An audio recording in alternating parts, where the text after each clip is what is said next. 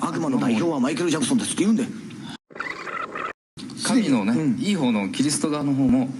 降りてるんです。実際になんか、ロシアの方にね、悪魔も降りてる。悪魔の代表はマイケル・ジャクソンですって言うんで。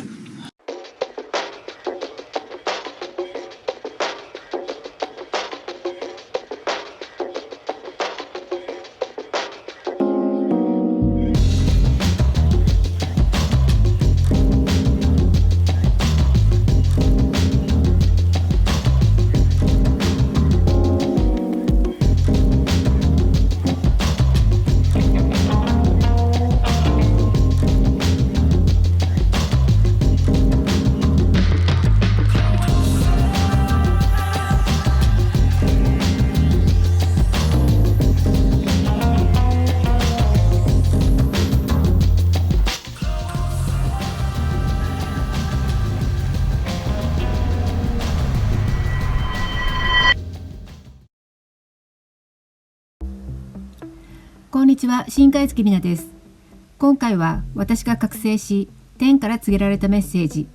地球を支える3つの要素について、私のフラッシュバックと過去の記憶、そしてある芸能人の証言を踏まえ、タロットカードで読み解いていきます。地球を見下ろし、タロットカードと関連づける。私がメッセージを受けるのは、だいたい夜中の3時過ぎに集中しています。その日は目の前に日本列島が広がり、私が北へ南へ西へ東へ十字を切って神社参拝した十字のルートが浮かび上がって見えてきたんです。で、そこからレベルがぐーっと上に上がっていきました。すると日本は割と穏やかに見えるんですが、その裏側では争い事が起きています。そんな様子も地球の上から見えてきたんです。ここでもまたウクライナ情勢のことが浮き上がってくるんですが、過去の動画でも私のフラッシュバックと覚醒はどうもウクライナ情勢と関連性があるかもしれないことをお伝えしてきました。もし過去の動画をまだご覧になっていらっしゃらない方はセッション33の動画からご覧いただければと思います。ウクライナ情勢についてその背景や歴史、実情を深く調べると、結局のところロシア対アメリカであることはお気づきの方もいらっしゃると思います。で、この対立した2つの国を私はタロットカードのリーディングで考察し始めたんです。ロシア対アメリカ、この関係は対立ですよね。タロットカードで言うと、対立を意味するカードは小アルカナの数字の2のカードです。そして2から3の数字になると、今度は中立、調和、バランスという意味合いに変わります。この数字の解釈としては、2つペアだと何かと衝突が起きるけど、そこにもう一つ加わって3つになることで二極化された関係が調整されたり、バランスが取れたり、関係性が中和へとステージが変わるという、数が増える過程の中で自然と起こる自然の摂理です。つまり1対1となっているロシアとアメリカに中立の立場となるもう一つの他の国が投下されると、争いから調整が入り、バランスが戻る、つまり平和が戻るとインスピレーションが降りてきたんです。ではこのもう一つの国とはどこか。ここで昔の記憶がフラッシュバックしたんです。私が高校生の1989年の時の記憶です。当時たけしのここだけの話というテレビ番組がありました。その日の番組はゾッとする怖い話というテーマで、今地球では悪魔とキリストが戦っているという話をしていたんです。その時の番組を探してみたので流してみますね。よろしくお願いいたします。よろしくお願いします。早速そのゾッとした話。俺ね、あれはね、なんて言ったらいいんだろうね。真田さんってね、俺話したことないんですよ。ちょっとすれ違いぐらいですよね。そうですね、いつもご挨拶程度だったんです、その接触がないの。ところでね、俺のところにね、真田だって人から電話かかってきたわけ。真田ですって言うんだけど、俺なんかでね、真田さんのファンだって言ったことあるんですよ。だからファンがいたずらでね、真田だって言って嘘ついてね、電話してきたと思ったわけで、あんまり信用してないの。でも あまりそういうふうにちゃんと言うから、じゃあそこへ行きますよってって、うちのタカと出版の人を連れて会いましょうってで四谷で会いましょうって四谷ならうちの近くだからいなきゃなんでまた嘘つきやがったと思って行けばいいんだから車で行ったんですよ待ち合わせ場所にしたら立ってたんですよ真田さんが。本人がえ本人が立ってて本当だと思ってでじゃあ行きましょうってでもうそこまで真田さんも来てるしでしょだから行ったのそしたら車の中であれがあったんだね車の中で何気なくマイケル・ジャクソンの話が出たんだよねそうですね、なんかね何かマイケル・ジャクソンが日本に来るとか来ないとかそんなようなところだったんですかねちょうど来日直前だったんですよね、それで俺がなんかマイケル・ジャクソンがねえなんて言ったらあれはどうも気持ち悪い男だねって言ったのかなマイケル・ジャクソンってなんか人形みたいなさとても人間味がないでしょなんか感じが顔中直しちゃってるしなんか兄弟中同じ顔してるでしょ本当ですね。みんなで同じ先生がかかっちゃったというさで動きもこんなことがやってるでしょなんかっつっても空港でも何でもこんなことやってみんなでやって空港でやってる。なんかコマーシャルなんですよあれはなんかこうやって動いてるじゃないそれでそこへそれはさておいて行ったわけそしたらそのお母さん出てきて霊感のある人がなんつったかなあなたはもう生まれ変わらない人なんですよって言われてさあそうですかっつって真田さんはあと4回ぐらい生まれ変わるって言うんだよねそれであなたもこれから今度は死んだ時には上に天井に上がって神の一人となるんですなんてありがたいなと思ってさ、これは結構なもんじゃないかそれでタカが座っててこうやって信用しながら言ってあんたは地獄に落ちますって言っ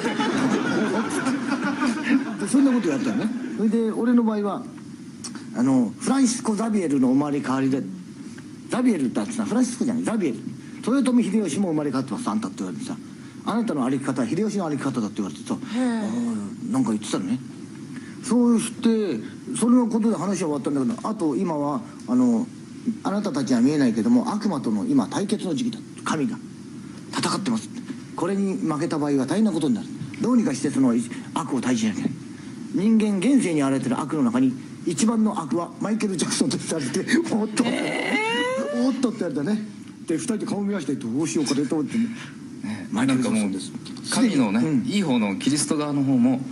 降りてるんです実際になんか、ロシアの方にね、で悪魔も降りてる悪魔の代表はマイケル・ジャクソンですって言うんだよ神のね、いい方のキリスト側の方も降りてるんです実際になんか、ロシアの方にね、で悪魔も降りてる悪魔の代表はマイケル・ジャクソンですって言うんだよで何気なく全然関係なくマイケル・ジャクソンの話して僕はこれもらったんですとかでもあいつは気持ち悪いなってずっと車で話してきていきなり言われたからどうしようかなそれでねなんだっけなそれでその時言われたことというのは後で考えたらみんな当たってたんだよね結局は事故が ねだって中国で飛行機事故中国で、列車事故って高校生の修学旅行とか、いっぱい出てきちゃってそれで気持ち悪いってことになっちゃった。それを予言なさったんです、全部当たっちゃったんですその時に。それでそこに後で考えたら全部当たってたんだけど俺も半信半疑でさ秀吉の生まれ変わりだなんて言われて。